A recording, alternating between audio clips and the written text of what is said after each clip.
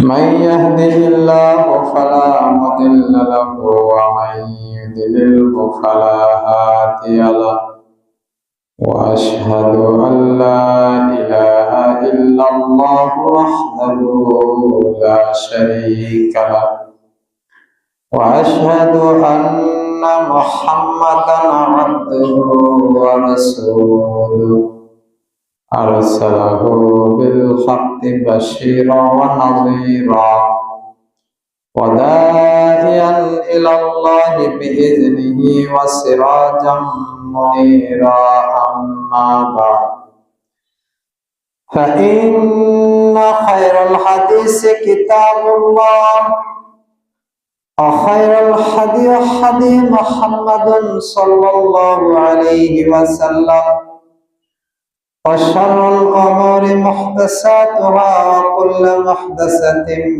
بدعة وكل بدعة ضلالة وكل ضلالة في النار أو كما قال الله تعالى في القرآن المجيد وفي فرقانه الحميد بعد أعوذ بالله من الشيطان الرجيم بسم الله الرحمن الرحيم يا أيها الناس اتقوا ربكم الذي خلقكم من نفس واحدة وخلق منها زوجها وبث منهما رجالا كثيرا ونساء واتقوا الله الذي تساءلون به والأرحام إن الله كان عليكم رقيبا وقال الله تعالى يا أيها الذين آمنوا أطيعوا الله وأطيعوا الرسول فإن تنازعتم في شيء فردوه إلى الله ومن يطع الرسول فقد أطاع الله عن أبي هريرة رضي الله تعالى عنه قال قال رسول الله صلى الله عليه وسلم كل أمة يدخلون الجنة قيل من أبى يا رسول الله فقد أبى ومن أطاعني دخل الجنة ومن عصاني فقد أبى رواه মুসনাদ আহমদ ওয়া সানাদুন সহিহ। আলহামদুলিল্লাহ,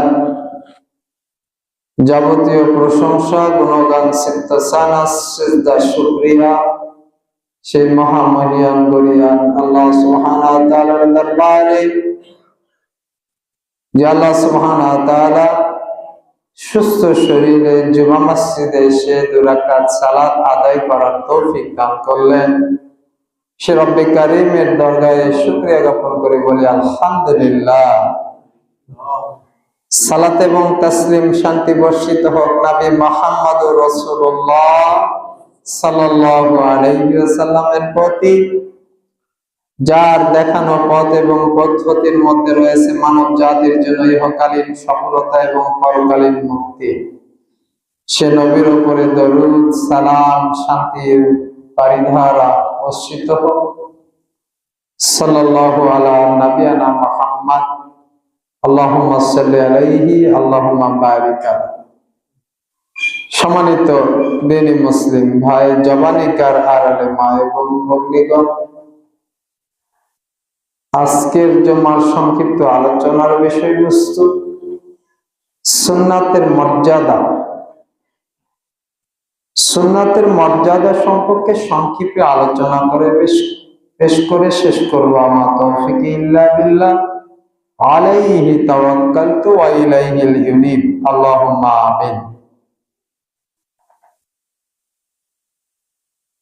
সম্মানিত দ্বীনি মুসলিম ভাই, একথা আমাদের সকলের জানা যে সুন্নাহ শব্দের অর্থ হচ্ছে নবীর আদর্শ। নবী মুহাম্মদ সাল্লাল্লাহু আলাইহি ওয়াসাল্লামের 23 বছর নবুয়তে জিন্দেগির জীবন আদর্শকে সুন্নাহ বলা হয়। রাসূল সাল্লাল্লাহু আলাইহি ওয়াসাল্লামের কথা কর্ম মর্ম সম্মতিকে যেরকম সুন্নাহ বলে, ঠিক রাসূল সাল্লাল্লাহু আলাইহি ওয়াসাল্লামের কথা কর্ম মর্ম সম্মতিকে হাদিসও বলে। এই নব্য ফিতনাটা আগের যুগের উলামায়ে ইজামের মধ্যে পরিলক্ষিত ছিল না। তা হচ্ছে আজকালকে দেখবেন এক শ্রেণীর আলেমরা তারা সুন্নাহ এবং হাদিসকে পৃথক করে দেখে,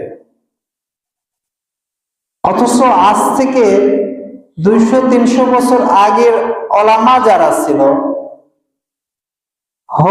হতে পারে সে ওলামায়ে আহলুর রায়, হানাফি, শাফি, মালিকি, হাম্বলি, যে কোনো ঘরানার আলেমেরা তারা হাদিস এবং সুন্নাহকে আলাদা করে কোনো কিতাবে রচনা করেছেন, এরকম ইতিহাস পাওয়া যায়।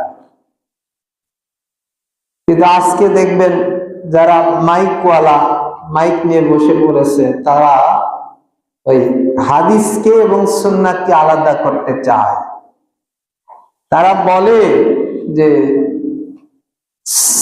সুন্নাতে অনেক, হাদিসে অনেক কিছু আছে, সব হাদিস মানা আমাদের জন্য দরকার নেই। যেমন হাদিসে আছে রাসূল সাল্লাল্লাহু আলাইহি সাল্লামের 11টা বিবি ছিল। তাদের বক্তব্য হচ্ছে আমরা 4টা বিবাহ করলেই হয়ে যাবে, হাদিসের ওই কথাগুলো আমাদের জন্য প্রযোজ্য নয়। মানে যেই উদাহরণ টানা অজ্ঞতা, মূর্খতা, বর্বরতা। কেন বর্বরতা? আল্লাহ সুবহানাহু ওয়া তাআলা সূরা নিসাতে বলতেছে যে আমি মুহাম্মদ সাল্লাল্লাহু আলাইহি ওয়াসাল্লাম বিল খাওয়াসিম, মুহাম্মদ সাল্লাল্লাহু আলাইহি ওয়াসাল্লামের জন্য অধিক বিবাহকে খাস করে দিয়েছি। এটা আল্লাহ সুবহানাহু ওয়া তাআলার অনুগ্রহ তার নবীর প্রতি। একই সূরাতে আল্লাহ সুবহানাহু ওয়া তাআলা মুমিন পুরুষের জন্য মাসনা, সুলাসা, রুবা 2, 3 অথবা 4টি বিবাহের অনুমতি দিয়েছেন। তাহলে এটা কি কখনো উদাহরণ হতে পারে? অথচ দেখবেন বড় বড় মাইকওয়ালা, মুফতি আজম, তারা মাইকে উঠে সুন্নাহ এবং হাদিসের মধ্যে পার্থক্য করতেছে। বলতেছিলাম সুস্পষ্ট একটি জিনিস, যারা কোরআন এবং সুন্নাহর অনুসারী, আহলে সুন্নাহ ওয়াল জামাতের অনুসারী, তারা জেনে রাখবেন রাসূল সাল্লাল্লাহু আলাইহি ওয়াসাল্লাম থেকে প্রমাণিত সকল বিশুদ্ধ সহিহ হাদিসই একটি সুন্নাহ, আর প্রত্যেকটি সুন্নাতই সহিহ হাদিসের আলোকে প্রমাণিত। একটি আরেকটির সাথে একেবারে শরীরকে যেরকম পোশাক থেকে আলাদা করা যায় না, ঠিক একই রকম ভাবে সুন্নাহকে হাদিস থেকে আলাদা করার কোনো সুযোগ নেই। যেটাই হাদিস সেটাই সুন্নাহ, যেটাই সুন্নাহ সেটাই হাদিস। ইমাম আবু হানিফা, শাফি, মালিকি, হাম্বলি সহ আরো অতীতের যে সকল মুহাদ্দিস রয়েছেন, সাহাবা ইকরাম, তারা সকলেই হাদিস থেকে কখনো সুন্নাহকে আলাদা করেননি। সুন্নাত মানে হচ্ছে পদ্ধতি, হাদিস হচ্ছে নবীর বাণী, নবীর কর্ম, নবীর সম্মতি সাল্লাল্লাহু আলাইহি সাল্লাম। নবী সাল্লাল্লাহু আলাইহি সাল্লামের কথা কর্ম সম্মতি দ্বারা যে আমল প্রমাণিত হয়েছে ওটাকে সুন্নাত বলা হয়। আপনি কিভাবে আলাদা করবেন? আজকে আলোচনার বিষয় হচ্ছে সুন্নাতের মর্যাদা। সুন্নাতের মর্যাদা এত বেশি, সুন্নাতের গুরুত্ব এত বেশি যে সুন্নাহ ছাড়া ইসলামকে খুঁজে পাবেন না। সুন্নাহ ছাড়া পুরো দিনকে আপনি খুঁজে পাবেন না। যদি ইসলামকে পরিপূর্ণরূপে খুঁজে পেতে চান, ইসলামকে সম্পূর্ণভাবে আল-ইয়াওমা আকমালতু লাকুম দীনাকুম ওয়া আতমামতু আলাইকুম নি'মাতি রাদিতু লাকুম ইসলাম দীনা, ইসলামকে যেরকম আকমাল করে আল্লাহ সুবহানাহু ওয়া তাআলা প্রেরণ করেছেন 1450 বছর পূর্বে, যেরকম ভাবে সাহাবা ইকরাম পরিপূর্ণভাবে পেয়েছেন এবং আমল করেছেন, ঠিক একই রকম ভাবে আপনি যদি ইসলামকে পরিপূর্ণভাবে পেতে চান তাহলে সুন্নাহকে আঁকড়ে ধরতে হবে। এই জন্য আল্লাহ সুবহানাহু ওয়া তাআলা বললেন, ইয়া আইয়ুহার রাসূল বাল্লিগ মা উনজিলা ইলাইহি মির রাব্বিক। প্রথম কথা, হে নবী, আপনার প্রতি যে কোরআন নাজিল করা হয়েছে, বাল্লিগ, আপনি তার প্রচার করুন, পাবলিক করুন, মানুষকে জানিয়ে দিন। এটা হচ্ছে প্রথম নির্দেশ। কিভাবে জানাবেন? লিতুবাইয়িনা লিন-নাস, মানুষকে এই হেদায়েতের কথা সুস্পষ্টভাবে বর্ণনা করে দিন। এর মধ্যে যেন কোনো অস্পষ্টতা না থাকে, সুস্পষ্টভাবে বর্ণনা করে দিন। তাহলে বর্ণনা করার দায়িত্ব কাকে দিয়েছেন? আল্লাহ সুবহানাহু ওয়া তাআলা। সূরা নাহল আয়াত নাম্বার 44 আল্লাহ বলতেছে যে, হে নবী, আপনার প্রতি যে কোরআনকে নাজিল করা হয়েছে, আনজালনা ইলাইকা যিকর, এই কোরআনকে আপনার প্রতি আমি জিকির হিসেবে নাজিল করেছি। যারা বলে যে আমরা শুধুমাত্র এই কোরআন কিতাবকে মানবো, আল্লাহ সুবহানাহু ওয়া তাআলা এখানে তো কোরআনকে কিতাব হিসেবে বলেনি। আনজালনা ইলাইকা যিকর, আল্লাহ বলেছে এই কোরআনকে আপনার প্রতি আমি জিকির হিসেবে নাজিল করেছি। জিকিরের ব্যাখ্যা কি? জিকিরের ব্যাখ্যা হচ্ছে আল্লাহর কি কিতাব কালামুল্লাহ। জিকিরের ব্যাখ্যা হচ্ছে নবীর বাক্য, হাদিসে রাসূল। জিকিরের বাক্য হচ্ছে হিকমা, প্রজ্ঞা। তাহলে জিকির মানে শুধু আপনি কোরআনকে বোঝানো যাবে না। এই জন্য আল্লাহ সুবহানাহু ওয়া তাআলা বলতে পারতেন, আনজালনা ইলাইকাল কিতাব, হে নবী, আমি আপনার প্রতি কিতাব নাজিল করেছি, লিতুবাইয়িনা লিন-নাস, আপনি মানুষকে বর্ণনা করে শোনান। তাহলে আপনি বুঝে নিতে পারতেন যে কিতাব দ্বারা এই কোরআনকে বোঝানো হচ্ছে, বাস, কথা ক্লিয়ার। কিন্তু আল্লাহ সুবহানাহু ওয়া তাআলা কোরআনকে কিতাব বলে উল্লেখ করেননি, কেননা আল্লাহ সুবহানাহু ওয়া তাআলা আলিমুল গায়ব আশ-শাহাদা, তিনি পৃথিবীর মানুষের সাক্ষীদাতা এবং তিনি আলিমুল গায়ব, তিনি হচ্ছেন ভবিষ্যতের জানতা। তিনি জানেন এক শ্রেণীর মানুষ আসবে, তারা রাসূলের হাদিসে রাসূলকে অস্বীকার করবে, হাদিসে রাসূলকে অবমূল্যায়ন করবে এবং তারা বলবে এই কোরআনে যা কিছু পেয়েছে এটা মানবো, হাদিস বিকৃত হয়ে গেছে, হাদিস মানবো না। এই জন্য আল্লাহ বলেছে, আমি তোমার প্রতি জিকির নাজিল করেছি, এই জিকিরকে মানুষের মধ্যে বর্ণনা করো তুমি। এই জিকির দ্বারা উদ্দেশ্য হাদিস, জিকির দ্বারা উদ্দেশ্য কোরআন, জিকির দ্বারা উদ্দেশ্য হিকমা, প্রজ্ঞা।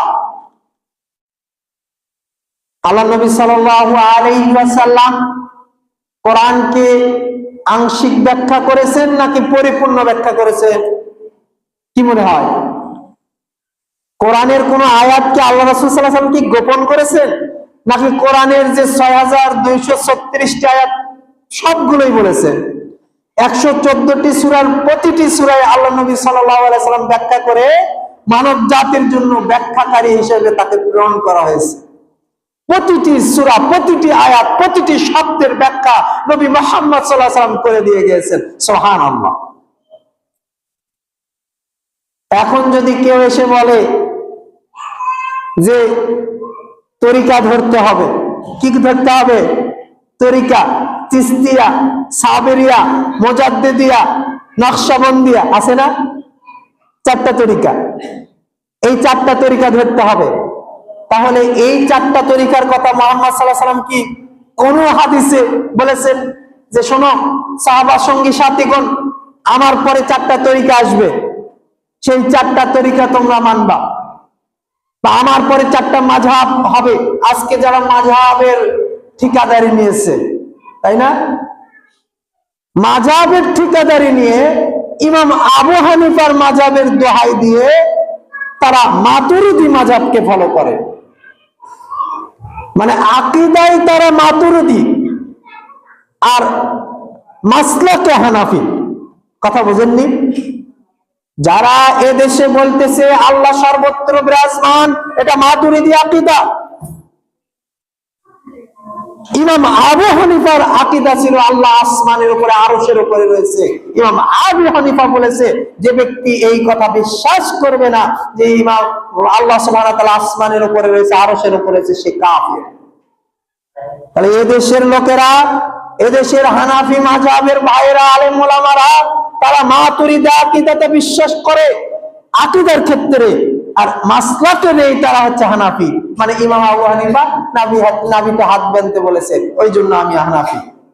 ইমাম আবু হানিফা আমি আসতে বলতে বলেছে, ওই জন্য আমরা এটা ফলো করি। ইমাম আবু হানিফা নামাজের মধ্যে ফাঁক রাখতে বলেছে, ওই জন্য আমরা ফাঁকা রাখি।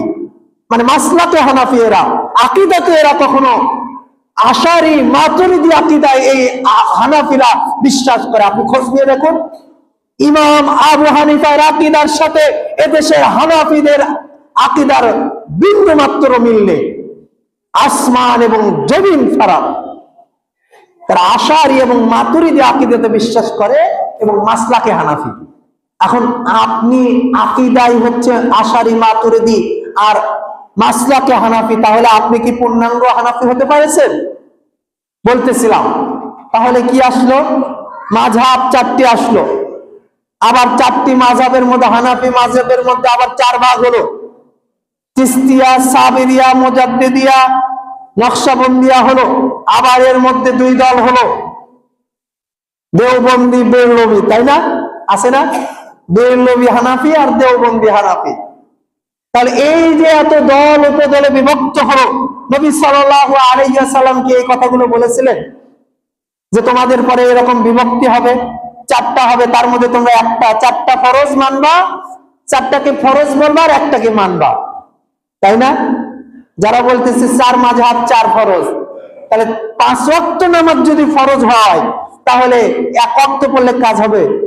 তাহলে 4 মাযহাব যদি 4 ফরজ হয় তাহলে 1 ফরজ মানলেন, বাকি 3 ফরজ দিয়ে বাকি রয়ে গেল।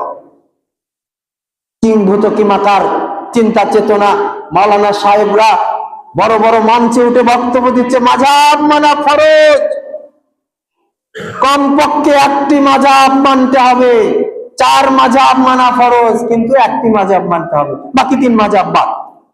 বলতেছিলাম নবী মুহাম্মদ সাল্লাল্লাহু আলাইহি ওয়াসাল্লাম, সহিহ বুখারী খুলুন, 4612 নম্বর হাদিস, আয়েশা রাদিয়াল্লাহু তাআলা আনহা থেকে বর্ণিত, তিনি বলেন কোরআনকে আয়েশা রাদিয়াল্লাহু তাআলা হাতে নিয়ে তার ছাত্রদেরকে বা উপস্থিত লোকদেরকে বলতেছে যে নবী যে ব্যক্তি বলবে যে রাসূল মুহাম্মদ সাল্লাল্লাহু আলাইহি ওয়াসাল্লাম এই কোরআন থেকে 1টি আয়াত গোপন করেছে বা কিছু কথাকে গোপন করেছে বা উল্লেখ করেনি, বলেনি এই উম্মাহকে, সেই ব্যক্তি আল্লাহর উপরে মিথ্যারোপ করবে। কার উপরে মিথ্যারোপ করবে? বলেনি নবীর উপরে মিথ্যারোপ করবে, বলেছে আল্লাহর উপরে মিথ্যারোপ করবে। কেন? আল্লাহ সাক্ষী দিয়েছে যে আমার নবী সত্যবাদী, আমার নবীর প্রতি আমি যে কোরআন নাজিল করেছি সেই কোরআন মুহাম্মদ সাল্লাল্লাহু আলাইহি ওয়াসাল্লাম পরিপূর্ণ করে দিয়েছে, সম্পূর্ণ করেছে এবং পুরোটাই ব্যাখ্যা করেছে। এই জন্য আয়েশা রাদিয়াল্লাহু তাআলা সহিহ বুখারীর হাদিসে বলতেছে যে ব্যক্তি বলবে মুহাম্মদ সাল্লাল্লাহু আলাইহি ওয়াসাল্লাম 1টি কথাকে গোপন করেছে, ওই ব্যক্তি আল্লাহর উপরে মিথ্যারোপ করবে। এটি 1টি কথা। আরেকটি কথা, যখন জনপদের মানুষ যাতে এই কথা না বলতে পারে যে মুহাম্মদ সাল্লাল্লাহু আলাইহি ওয়াসাল্লাম নিজের থেকে কোনো কথা বলেছে অথবা কোরআনের কোনো আয়াতকে গোপন করেছে অথবা কোনো বাক্যকে তিনি হাইট রেখেছে, নিজের কাছে রেখেছে, সাহাবের সঙ্গী সাথীর সামনে আলোচনা করেননি, বলেননি, পেশ করেননি, ব্যাখ্যা করেননি, এই কথা যাতে জনপদের লোকেরা না বলতে পারে, সহিহ মুসলিমের 288 নম্বর হাদিস, আয়েশা রাদিয়াল্লাহু তাআলা বলেন রাসূল সাল্লাল্লাহু আলাইহি ওয়াসাল্লাম যদি কোরআনে কারীমের কোন আয়াতকে গোপন করতেন বা কোন আয়াতকে লুকিয়ে রাখার প্রয়োজনীয়তা বোধ করতেন তাহলে তিনি সূরা আহজাবের 37 নম্বর আয়াত গোপন করে রাখতেন। কি আছে সূরা আহজাবের 37 নম্বর আয়াতে? সূরা আহজাবের 37 নম্বর আয়াতে আল্লাহ সুবহানাহু ওয়া তাআলা বলেন, আল্লাহ সুবহানাহু ওয়া তাআলার অনুগ্রহ তাদের প্রতি নাজিল হয়েছে, তুমি মুহাম্মদ সাল্লাল্লাহু আলাইহি ওয়াসাল্লাম তুমিও তাদের প্রতি অনুগ্রহ করেছো। কিন্তু যখন যায়েদ রাদিয়াল্লাহু তাআলা তোমার কাছে ফয়সালা চাইতে আসলো তখন তুমি যায়েদ এবং তার স্ত্রীকে একসাথে থাকার নির্দেশ দিলে, পরবর্তীতে তুমি যখন ফয়সালা করলে এবং তুমি তোমার অন্তরে কিছু কথা গোপন রেখে দিলে, আল্লাহ সুবহানাহু ওয়া তাআলা তোমার গোপন কথাকে প্রকাশ করে দিলেন এবং তুমি যা গোপন রেখেছিলে জনপদের মানুষের ভয়ে, তোমার জন্য উচিত ছিল আল্লাহকে ভয় করা। এটা তোমার জন্য সঙ্গত হতো তুমি যদি আল্লাহকে ভয় করতে। এখনো ঘটনা ক্লিয়ার না। ঘটনা কি? ঘটনা যায়েদ রাদিয়াল্লাহু তাআলা আনহু রাসূল সাল্লাল্লাহু আলাইহি ওয়াসাল্লামের পালিত পুত্র। জাহেলিয়াতের যুগে পালিত পুত্রের ছিল নিজের ছেলের মতো, পালিত মেয়ে ছিল নিজের মেয়ের মতো। অর্থাৎ নিজের মেয়ে যেরকম পালিত মেয়ে ওই রকম, নিজের ছেলে যেরকম পালিত ছেলে ওই রকম। নিজের ছেলের সামনে যেরকম নানা সাক্ষাৎ করা হালাল, ঠিক একই রকম ভাবে পালিত ছেলের সামনে পালিত মেয়ের সামনে সাক্ষাৎ করা হালাল ছিল জাহিলিয়াতের যুগে। এই প্রথাকে আল্লাহ সুবহানাহু ওয়া তাআলা বিলুপ্ত ঘোষণা করলেন। ইসলাম আসার পরে পালিত ছেলে তার সামনে পর্দা করতে হবে। পালিত মেয়ের সামনে পিতা যাওয়া যাবে না, পর্দা করতে হবে। পালিত মেয়ে সম্পদের ওয়ারিশ হবে না। এটা ইসলাম আসার পরে ঘোষণা হয়ে গেল। কিন্তু জাহেলিয়াতকে মূলোৎপাটন করা যাচ্ছিল না। এই জন্য আল্লাহ সুবহানাহু ওয়া তাআলা আসমান থেকে ফয়সালা দিলেন। কি ফয়সালা? যায়নাব বিনতে জাহশ, তিনি রাসূল সাল্লাল্লাহু আলাইহি ওয়াসাল্লাম পরবর্তীতে স্ত্রী হয়েছিলেন। এই যায়নাব বিনতে জাহশ ছিলেন হচ্ছে যায়েদ রাদিয়াল্লাহু তাআলার স্ত্রী। তাদের মধ্যে মনোমালিন্য হয়েছে। ঘটনা তাফসিরে দেখা যায় যে যায়নাব বিনতে জাহশ ছিলেন খুব বুদ্ধিমতী মহিলা এবং খুব বিচক্ষণ, চৌকস। কিন্তু যায়েদ রাদিয়াল্লাহু তাআলা ছিল বোকাশোকা টাইপের মানুষ। যায়নাব বিনতে জাহশের সাথে প্রতিটি বিষয় নিয়ে মত বিনিময়, তাদের মত পার্থক্য হতো, ইখতিলাফ হতো তাদের মধ্যে। এই এক পর্যায়ে যায়েদ রাদিয়াল্লাহু তাআলা বলল যে যেহেতু আমার সাথে আপনার হচ্ছে না, অতএব আমি আপনাকে তালাক দেব। রাসূল সাল্লাল্লাহু আলাইহি ওয়াসাল্লামের কাছে গেলেন, বললেন ইয়া রাসূলুল্লাহ, আমি যায়নাবকে তালাক দিতে চাচ্ছি। রাসূল সাল্লাল্লাহু আলাইহি ওয়াসাল্লাম বললেন না, তুমি তাকে তালাক দিও না, তুমি একসাথে ঘর সংসার করো। পরবর্তীতে রাসূল সাল্লাল্লাহু আলাইহি ওয়াসাল্লামের উপদেশকে যায়েদ রাদিয়াল্লাহু তাআলা শুনলেন না, তিনি যায়নাবকে তালাক দিলেন। তালাক দেওয়ার পরে রাসূল সাল্লাল্লাহু আলাইহি ওয়াসাল্লাম মনে মনে কল্পনা করলেন যে ইসলামের জাহেলিয়াতের পতাকে যদি আমি মুহাম্মদ বিলুপ্ত করতে পারতাম, পৃথিবীর মধ্যে সর্বশ্রেষ্ঠ লিডার, খাতামুন নবিয়্যিন, রাহমাতাল লিল আলামিন, তিনি ইসলামকে আল্লাহ সুবহানাহু ওয়া তাআলা ইসলামের ধারক বাহক হিসেবে তাকে নাজিল করেছেন। সে মুহাম্মদ সাল্লাল্লাহু আলাইহি ওয়াসাল্লাম বুঝতে পারলেন যে এই সময় এই সমাজে যদি আমি যায়েদের স্ত্রীকে বিবাহ করতে পারতাম, তাহলে এই যে পালিত পুত্রের যে রীতি রয়েছে, ওই রীতিকে দুমড়ে মুচড়ে ভেঙে চুরমার করে দেওয়া যেত। আল্লাহ নবী সাল্লাল্লাহু আলাইহি ওয়াসাল্লামের এই মনের আকাঙ্ক্ষাকে কিন্তু করলেন না কেন? সমাজের যে রীতি চালু রয়েছে, যদি মুহাম্মদ সাল্লাল্লাহু আলাইহি ওয়াসাল্লাম কল্পনা করলেন আমি যদি যায়েদের স্ত্রীকে এখন বিবাহ করি, তখন সবাই আমাকে ধিক্কার দেবে, বলবে মুহাম্মদ দেখছো ইহুদিরা কুচ্ছা লটাবে, মুনাফিকরা কুচ্ছা লটাবে যে মুহাম্মদ তার ছেলের বউকে বিবাহ করেছে।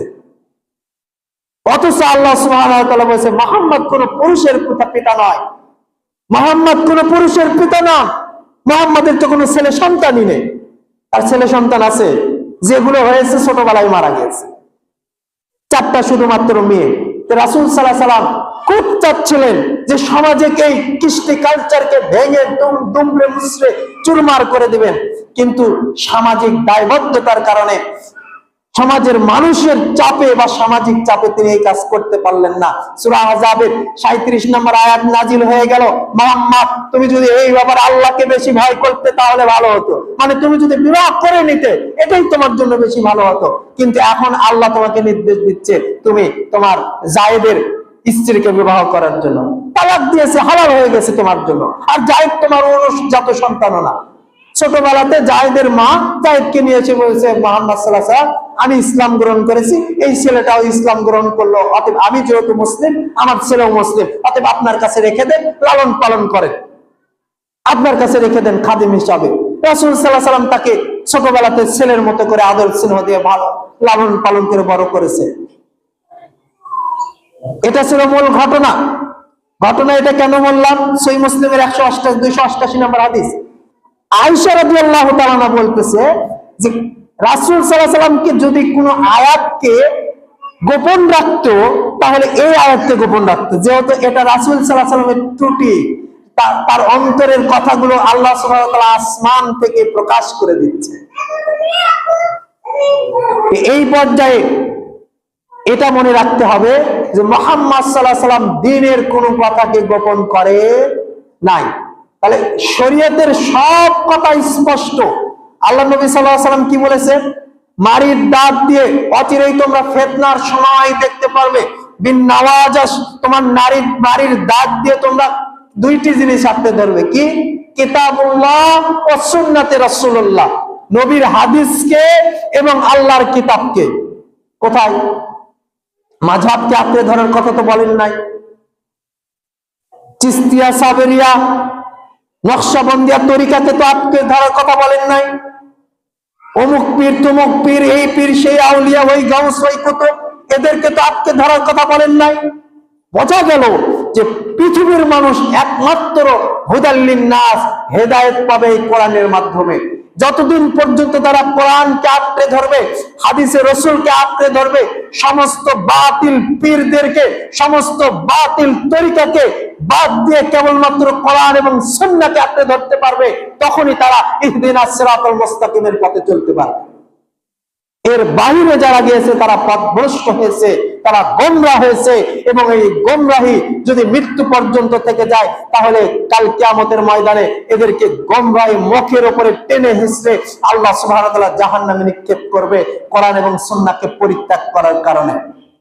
প্রিয় দিনী মুসলিম ভাইরা, বলতেছিলাম আজকে এক শ্রেণীর মানুষ তারা সুন্নাহকে এমন তুচ্ছ তাচ্ছিল্য করে, কোরআনের আয়াতকে সামনে নিয়ে এসে বিভিন্ন অপব্যাখ্যা করে বলে যে এই ব্যাপারে কোরআনের আয়াত পেয়েছি, হাদিসের আর প্রয়োজন নেই। আছে না এরকম?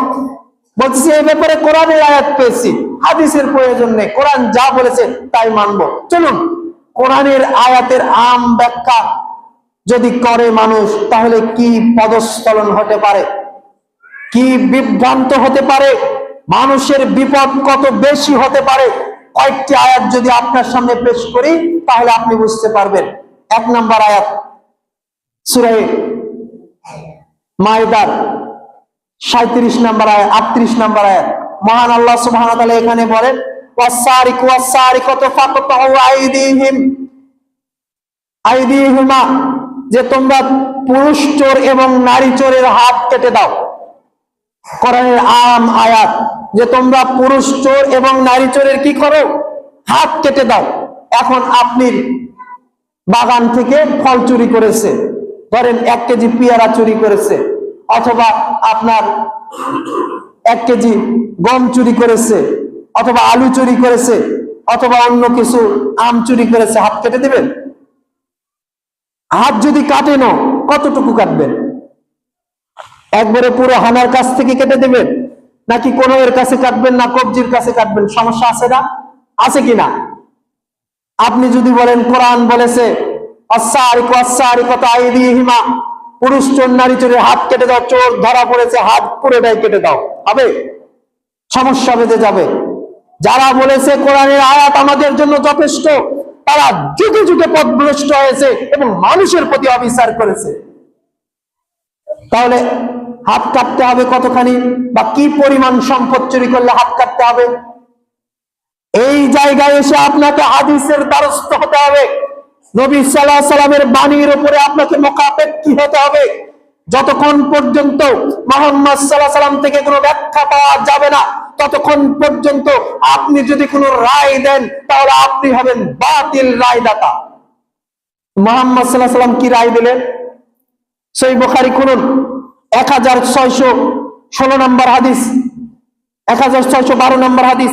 রাসূল মুহাম্মদ সাল্লাল্লাহু আলাইহি ওয়াসাল্লাম বলেছেন, কোন ব্যক্তি যদি 1 দিনার পরিমাণের 4 অংশ, 1/4 চুরি করে তাহলে তার হাত কাটতে হবে। দিনার বলা হয় স্বর্ণ মুদ্রাকে।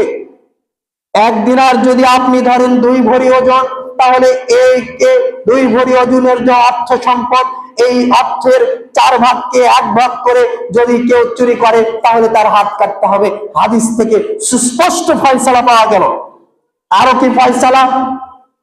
সহিহ মুসলিম হাদিস নাম্বার 612, রাসূল সাল্লাল্লাহু আলাইহি ওয়াসাল্লাম বলতেছে, আবু যর গফারি রাদিয়াল্লাহু তাআলা বলেন, আমাদের সামনে সেই বিশাল ঘটনা, নাকালা উট চুরির ঘটনা। রাখালকে বেঁধে রেখে উট চুরির যে ঘটনা ঘটেছে সেখানে আমরা দেখেছি রাসূল সাল্লাল্লাহু আলাইহি সাল্লাম পিছন দিক থেকে কবজি পর্যন্ত চোরের কেটে দিয়েছে। তাহলে আইদিহিমা যদি আপনি ব্যাখ্যা করেন কোরআন পড়ে, আজকালকে দেখবেন এক শ্রেণীর ওই জেনারেল শিক্ষিত মানুষ রয়েছে, তার মধ্যে কিছু আলেম ওলামাও রয়েছে, তারা কোরআনের শাব্দিক অনুবাদ করে। কি করে? কোরআনের শাব্দিক অনুবাদ করে। কিছুদিন আগে দেখলেন না, বিশাল বড় দলের বিশাল বড় মুফাসসিরে কোরআন, সে কি বলল? যে নামাজ না পড়লে জাহান্নামে যাবে এমন কোন আয়াত আমি খুঁজে পাইনি। কি শোনেননি? যে নামাজ না পড়লে জাহান্নামে যাবে, কোরআনে এমন কোন আয়াত নেই। ওই মূর্খ তাফসীরকারক এ কথা জানে না। আরে বেটা, নামাজ না পড়ে কি ফাওয়াইলুল লিল মুসাল্লিন, নামাজি জাহান্নামে যাবে, এর দলিল কোরআনে আছে।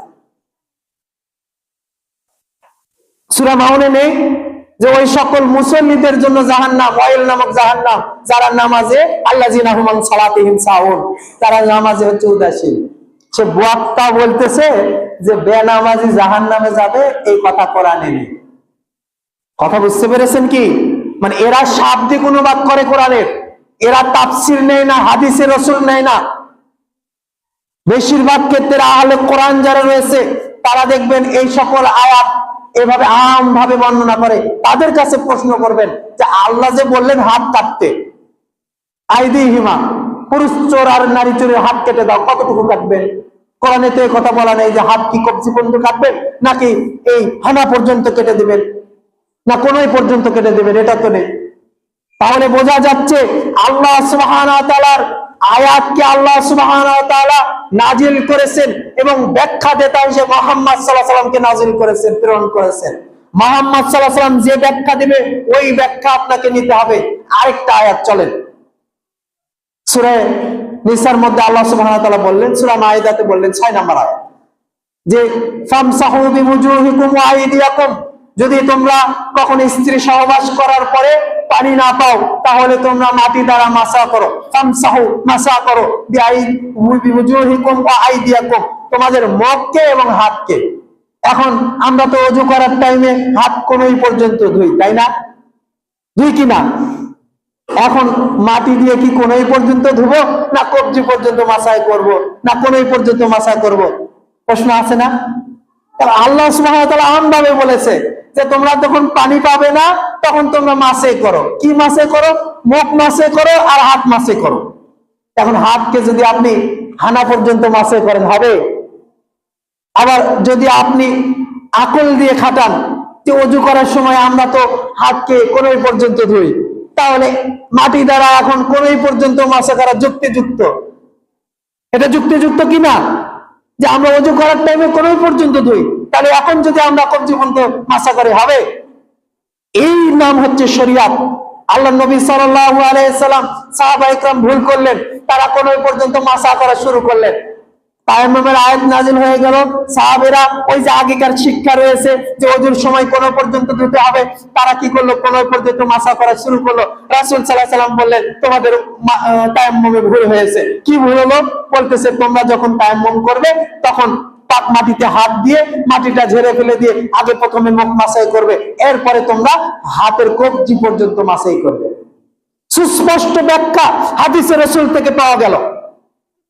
তাহলে এরকম প্রতিটি ক্ষেত্রে যারা আজকে বলতেছে যে কোরআন আমাদের জন্য স্পষ্ট হয়ে গেছে, কোরআন যেহেতু বিকৃত হয়নি, হাদিসের যেরকম জাল আছে, জয়ীফ আছে, মাউযু আছে, মুনকার আছে, অনেক কিছু আছে, অতএব ওই হাদিসে আমরা যাবই না, আমরা শুধু কোরআন মানবো, তারা কিয়ামত পর্যন্ত এই আয়াতগুলোর ব্যাখ্যা বের করতে পারবে? চলুন আরেকটা, আল্লাহ সুবহানাহু ওয়া তাআলা বলেছেন কোরআনুল কারীমের মধ্যে, ইন্নামাল খামরু ওয়াল মাইসিরু ওয়াদ দামু ওয়া লাহমুল খিনজির, তোমাদের জন্য হারাম করা হলো ওয়াল খাম, মদকে, শুকরের গোশতকে, আদ্দাম, রক্তকে, আর আল্লাহর নামে জবাইকৃত প্রাণীকে। তাহলে কোরআন দিয়ে 4টা জিনিসকে হারাম করা হলো। একটা হচ্ছে মাইতাতা, মৃত প্রাণীর গোশতকে, তাই না? আদ্দাম আর রক্তকে, আর ওয়াল খিনজির, লাহমুল খিনজির, শুকরের গোশতকে, আর আল্লাহ ব্যতীত অন্যের নামে মানবকৃত উৎসর্গকৃত প্রাণীকে হারাম করা হলো। তার মানে কোরআন যদি কোনো ব্যক্তির সরল অনুবাদ পড়ে যায় তাহলে তার কাছে শুধু এই 4টা জিনিসই হারাম, এই 4টার বাহিরে আর কিছু হারাম নয়। তাহলে এখান থেকে কি প্রমাণ হবে? যেহেতু আল্লাহ বলেছে লাহমুল খিনজির, শুকুরের গোশত হারাম, তাহলে লাহমুল কালব, কুত্তের গোশত কি, কুকুরের গোশত কি হালাল। আল্লাহ তো কুকুরের কথা বলেনি, শ্রীগালের কথা বলেনি।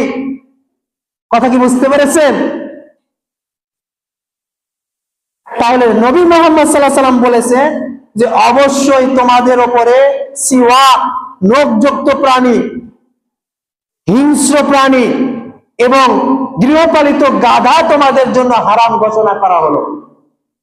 তাহলে কোরআনে তো গাধার কথা কোথাও আসেনি যে গাধার গোশত হারাম। আল্লাহ সুবহানাহু ওয়া তাআলা বলেছে শুকুরের গোশত হারাম, মৃত প্রাণীর মাংস হারাম, আর আল্লাহর নামে যেটা উৎসর্গ করা হয় আল্লাহ ব্যতীত, আল্লাহ বাদ দিয়ে, সেটা হারাম। তাহলে গাধার কথা কি কোথাও এসেছে? তাহলে গাধার গোশত তো হালাল হয়ে যাবে যদি কোরআনের এই সরল অনুবাদ কেউ করে। আমার কথা কি বোঝা যায়? আল্লাহ সুবহানাহু ওয়া তাআলা আরেকটি কথা বললেন, রক্ত তোমাদের জন্য হারাম। কি হারাম? রক্ত হারাম, রক্ত। তাহলে আমরা আজকে মেডিকেল সায়েন্স, বিজ্ঞান উন্নত হয়েছে, ডাক্তারকে যদি যে বলেন যে আমরা গরুর থেকে যে কলিজাটা খাই এটা কি, তখন ডাক্তার বলে এটা রক্তের দলা। কি বলবে? এটা হচ্ছে কলিজাটা হচ্ছে রক্তের দলা, যেটা দিল কলিজা আছে, ওই যে গুড্ডা ফেসটা যেটাকে বলে, এটা হচ্ছে রক্তের অংশ। তাহলে আপনি যদি বলেন যে কোরআন তো আপনার রক্ত খেতে নিষেধ করেছে, কিয়ামত পর্যন্ত যারা এই ব্যাখ্যা করবে তারা কোনদিন এই কলিজা খেতে পারবে না। আল-মাইতাতা, মৃত প্রাণী তোমাদের জন্য হারাম করা হয়েছে, তাই না? তাহলে সমস্ত মৃত প্রাণীগুলো হারাম। আচ্ছা, মাছ আপনারা কি জীবিত খান না মৃত খান? বেশিরভাগ মাছই মৃত, তাই না? বাজারে কিছু মাছ বেশি দামে বিক্রি করার জন্য মৃত, জীবিত রাখা হয়, তা হাতে গোনা কিছু মাছ। আচ্ছা, ইলিশ মাছ কেউ জীবিত দেখছিলেন? প্রত্যেক নদী থেকে তোলার পরে মারা যায়। কিয়ামত পর্যন্ত যদি কোরআনের এই সরল অনুবাদ দিয়ে মানুষকে বিভ্রান্ত করে, তাদের জন্য মাছ খাওয়া হারাম, কেননা মৃত জন্তু আল্লাহ সুবহানাহু ওয়া তাআলা খেতে নিষেধ করেছে। অথচ রাসূল সাল্লাল্লাহু আলাইহি ওয়াসাল্লাম হাদিসে বলেছেন 2টি মৃত প্রাণী, সহিহ বুখারী 5522 নম্বর হাদিস, যে 2টি মৃত প্রাণী তোমাদের জন্য হালাল, একটি হচ্ছে মাছ, আরেকটি হচ্ছে পঙ্গপাল। পঙ্গপাল মানে এক ধরনের পোকা, ওই যে ফসলে যে সবুজ সবুজ পোকাগুলো ধরে, এই পোকাগুলো মৃত অবস্থায় খাওয়া যায়। আরব দেশে খুব পাওয়া যায়, এই পঙ্গপাল গুলো খুব পাওয়া যায়। যখন মরা অবস্থায় পড়ে থাকে ওগুলো নিয়ে ভাজি করে খায় ওরা। এটা আপনাদের কাছে হয়তো রুচিশীল নাও হতে পারে, কিন্তু হাদিসে এটাকে হালাল বলা হয়েছে যে মৃত অবস্থায় তোমরা পঙ্গপাল খেতে পারবে আর মাছ খেতে পারবে। তাহলে আজকে যারা বলে যে কোরআনকে এইভাবে সরল অনুবাদ করা হচ্ছে, কোরআনকে এইভাবে বলা হচ্ছে যে মৃত প্রাণী খাওয়া হারাম এবং কোরআনের আয়াত আমাদের জন্য যথেষ্ট, যারা মনে করতেছে আল্লাহ তাদেরকে হেফাজত করেন, বলেন আমিন। এইরকম ভাবে প্রতিটি ক্ষেত্রে আপনি নবী মুহাম্মদ সাল্লাল্লাহু আলাইহি ওয়াসাল্লাম থেকে যদি ব্যাখ্যা না নেন তাহলে পদস্খলন ঘটবে, পথভ্রষ্ট হবেন। এই জন্য আমরা যারা আহলে সুন্নাহ ওয়াল জামাতের অনুসারী, প্রকৃতপক্ষে আহলুল হাদিসের অনুসারী, যারাই আহলুল হাদিস তারাই আহলে সুন্নাহ ওয়াল জামাতের অনুসারী। আর এই শ্রেণী, এক শ্রেণী আছে দেখবেন আহলে সুন্নাহ ওয়াল জামাতের অনুসারী হয়ে রাসূলের সুন্নাহকে বিদ্রূপ করে।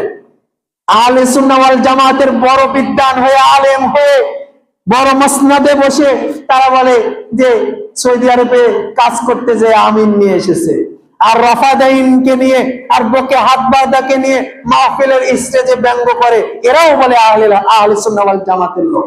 ঠিক ওই সকল আহলে সুন্নাহ ওয়াল জামাতের লোকদের যারা রাসূল মুহাম্মদ সাল্লাল্লাহু আলাইহি ওয়াসাল্লামের সুন্নাহকে অবমাননা করে।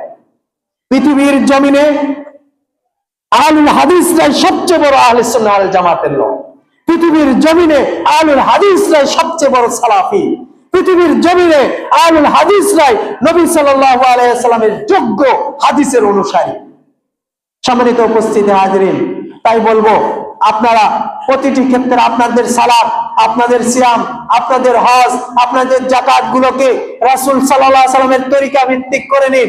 হজের কথা বলতে যে একটা কথা মনে হলো, এদেশের একজন বড় বিদ্বান তিনি বলেছেন, সাইফুদ্দিন বিলাল মাদানী হাফিজাহুল্লাহ, তিনি বলেছেন যে একদিন তার সাথে আমার এক দীর্ঘ হজের আলোচনা নিয়ে যখন আলোচনা করতেছিলাম, তিনি আমাকে বলেছে, সাইদুল, এদেশের 95% মানুষের হজ হয় না শুধুমাত্র মুআল্লিমের কারণে। কেন হয় না? তারা হজের মাসালাই জানে না। সব মাসালা আপনার ভুল মাসালা দিয়ে হজ ব্রত পালনকারীদের হজ গুলো নষ্ট করা হচ্ছে। এই জন্য আমরা বলবো, আপনারা যারা হজে যেতে ইচ্ছুক তারা আপনারা ভালো মুআল্লিম দেখে, যারা কোরআন সুন্নাহ বোঝে, কোরআন সুন্নাহ জানে, কোরআন সুন্নাহর পদ্ধতি মানে, আহলুল হাদিস বা সালাফি আকীদার যে সকল মুআল্লিম রয়েছে, এজেন্সি রয়েছে, তাদের সাথে যোগাযোগ করে আপনার হজটা যেন নষ্ট না হয় এই দিকে খেয়াল রাখবেন। পরিশেষে যে কথা আজকের আলোচনার মূল বিষয়বস্তু যেটা, সেটা হচ্ছে আপনি কোরআনের আয়াতকে বুঝতে হবে নবী মুহাম্মদ সাল্লাল্লাহু আলাইহি ওয়াসাল্লামের হাদিস দিয়ে। এক শ্রেণীর সালাফিয়াত, যারা সালাফি বলে নিজেদেরকে দাবি করে, আহলুল হাদিস বলে নিজেদেরকে দাবি করে, শুধুমাত্র সাহাবায়ে ইকরামদের বুঝ না নেওয়ার কারণে, সাহাবায়ে ইকরামদের ব্যাখ্যা না নেওয়ার কারণে জঙ্গিবাদের খাতায় নাম লিখেছে তারা।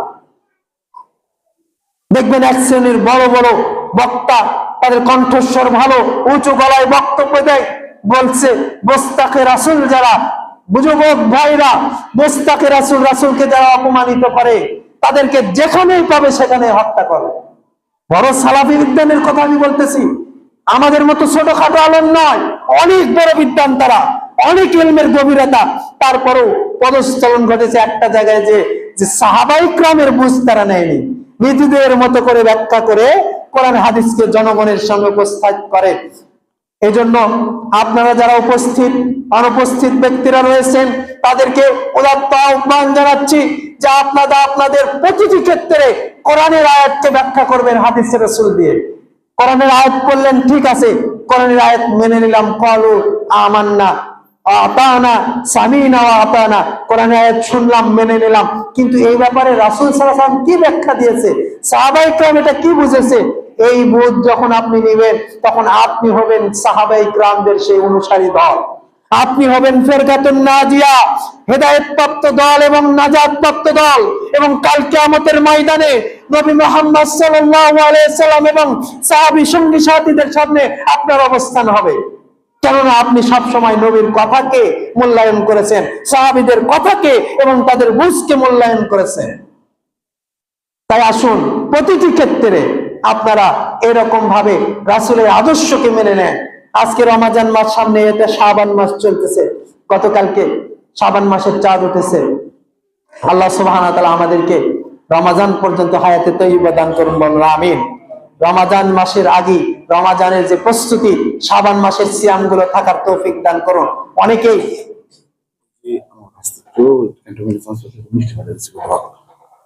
আমাদের অনেকেই দেখবেন 15ই শাবান, 14ই শাবান দিবাগত রাত্রিতে ভাত খেয়ে রোজা থাকে। এটা রাসূলের সুন্নাহ ছিল না।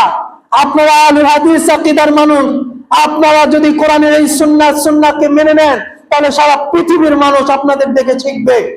আপনারা সিয়াম থাকবেন হচ্ছে 1 শাবান থেকে। গতকাল থেকে আলহামদুলিল্লাহ অনেক দিনই ভাইরা আমাকে ফোন দিয়েছে যে আজকে চাঁদ উঠলো কিনা, আগামীকাল থেকে আমরা সিয়াম থাকবো। তা আপনারা সিয়াম থাকবেন গতকাল থেকে, গতকাল 1টা চলে গিয়েছে, আজকে 1টা। রাসূল সাল্লাল্লাহু আলাইহি ওয়াসাল্লামের সুন্নাহ ছিল শাবানের 1 তারিখ থেকে সিয়াম থাকা। 1 শাবান থেকে 15 শাবান পর্যন্ত একাধারে 15টি সিয়াম থেকে যে হাদিসের পাতা করলে দেখা যায়। তার স্ত্রী উম্মাহাতুল মুমিনিনা বলতো যে রাসূল সাল্লাল্লাহু আলাইহি ওয়াসাল্লাম এমন ভাবে সিয়াম থাকা শুরু করতো, শাবান মাসের চাঁদ উঠলে আমরা ভাবতাম রাসূল সাল্লাল্লাহু আলাইহি ওয়াসাল্লাম আর সিয়ামই ছাড়বেন না। পরে যখন নিসফে শাবান, অর্ধ শাবান চলে আসতো, তখন তিনি সিয়াম ছেড়ে দিত। জিজ্ঞাসা করা হলো, ইয়া রাসূলুল্লাহ, আপনি শাবান মাসে এত রোজা কেন থাকেন? তখন আল্লাহর নবী সাল্লাল্লাহু আলাইহি ওয়াসাল্লাম উত্তর দিলেন, শুনে রাখো যে শাবান মাসের একটা রাত রয়েছে, সেই রাতে আল্লাহর দরবারে আমাদের এই বাৎসরিক রিপোর্ট পেশ করা হয়। সারা বছর তুমি কি আমল করলে, ভালো আমল করলে না খারাপ আমল করলে, এটা পেশ করা হয়। আমি মুহাম্মদ সাল্লাল্লাহু আলাইহি ওয়াসাল্লাম চাই যে আমার আমল নামা যে মাসে পেশ করা হবে সেই মাসে আমি বেশি বেশি সিয়াম থাকবো। আল্লাহ সুবহানাহু ওয়া তাআলা যেন দেখে যে আমার বান্দা এই যে আমল নামার শেষে এসে যে অন্তত পক্ষে এই মাসটা সে ইবাদতের মধ্যে কাটিয়েছে। শুধু তাই নয়, এই মাসে বেশি বেশি সাদাকা করবেন, বেশি বেশি সিয়াম রাখবেন, সালাত আদায় করবেন, সুন্নত সালাতের প্রতি গুরুত্ব দিবেন, বিশেষ করে ফরজ সালাতগুলো জামাতের সাথে আদায় করার চেষ্টা করবেন। এটাই ছিল মুহাম্মদ সাল্লাল্লাহু আলাইহি ওয়াসাল্লামের আদর্শ, এটাই ছিল সাহাবায়ে কেরাম শাবান মাসের আমল। আমরা এই সব আমল বাদ দিয়েছি, বাদ দিয়ে শুধু নিসফে শাবানে একটা সিয়াম রাখি, বা অনেকে 3টা সিয়াম রাখেন। এগুলো সব ভুল পদ্ধতি, বাতিল পদ্ধতি। আল্লাহ সুবহানাহু ওয়া তাআলা আমাদেরকে কোরআন এবং সুন্নাহর অনুসারী হওয়ার তৌফিক দান করুন, আমিন। রব্বুল আলামিন, আপনি বড় দয়াবান, আপনি বড় রহমান, আমরা বড় গুনাহগার এখানে উপস্থিত হয়েছি। আমাদের গুনার বোঝা মাথায় নিয়ে আপনার দরবারে কায়মানে বাক্যে দোয়া করি, আমাদের অতীতের সমস্ত গুনাহগুলো আপনি ক্ষমা করে দিন। আমাদের আত্মীয় স্বজন, পাড়া প্রতিবেশী, মুমিন মুমিনাত, মুসলিম মুসলিমাত, আমরা সহ যারা অসুস্থ রয়েছি তাদেরকে শিফায়ে আজেলা, শিফায়ে কামেলা দান করুন। রব্বুল আলামিন, আমাদের ভাই বোন, আত্মীয় স্বজন, পাড়া প্রতিবেশী সহ আমরা যারা ঋণগ্রস্ত রয়েছি তাদেরকে ঋণ মুক্ত হওয়ার তৌফিক দান করুন। রব্বুল আলামিন, আপনার নিজ অনুগ্রহ দিয়ে আমানতের হেফাজত করার তৌফিক দান করুন। এক বোন ক্যান্ট পাবলিকে চান্স পেয়েছে, তিনি মিষ্টি পাঠিয়েছে আপনার জন্য, খুশি হয়ে হাদিয়া। এই হাদিয়াগুলো আপনাদের জন্য বৈধ, কিন্তু আপনাদেরকে একটা জিনিস আমি অনেকদিন বলতেছি, আমি বোঝাতে পারিনি, তা হচ্ছে তাহাদ্দু তাহাব্বু। আল্লাহ নবী সাল্লাল্লাহু আলাইহি ওয়াসাল্লাম বলেছে, তোমরা হাদিয়া দাও আর একজন আরেকজনের প্রতি ভালোবাসা বৃদ্ধি করো। ভাই ভাইকে হাদিয়া দিবে, বোন ভাইকে হাদিয়া দিবে, ভাই বোনের মেয়েকে হাদিয়া দিবে। এভাবে হাদিয়া দিলে সম্প্রীতি বৃদ্ধি হবে। সমাজের মানুষেরা তাদের বিভিন্ন আনন্দ উৎসবের জন্য মসজিদে, মাদ্রাসায় হাদিয়া দিবে, দোয়া চাইবে। এটা হচ্ছে সুন্নতি পদ্ধতি। কিন্তু আপনারা কি করেন? খালি বাপ মারা গিয়েছে আর মৃত ব্যক্তির পক্ষ থেকে মসজিদে খাবার নিয়ে আসে। এটা বৈধ হবে না, বরং আপনার বাবা তো নেকি পাবে না, আপনি গুনাহগার হবেন। কেন গুনাহগার হবে জানেন? আপনি একজন সামর্থ্যবান মানুষকে মৃত ব্যক্তির পক্ষ থেকে মৃতর ময়লা খাইয়েছেন।